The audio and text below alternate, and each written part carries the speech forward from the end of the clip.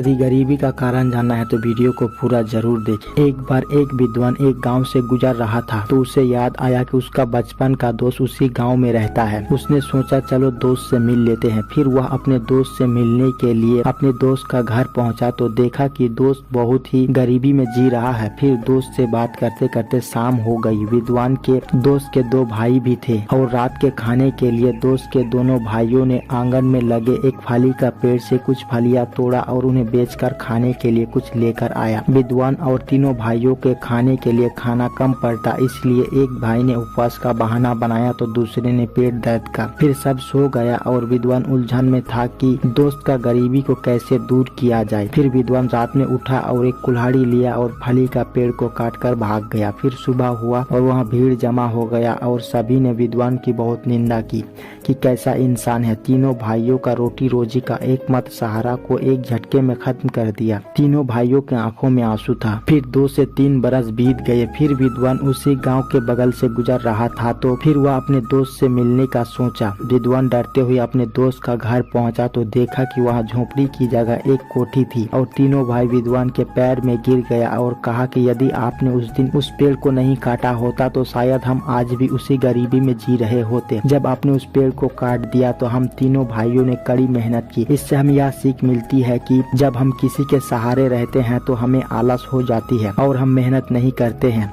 और उसी हालत में जीने लगते हैं और हम गरीब का गरीब ही रह जाते हैं।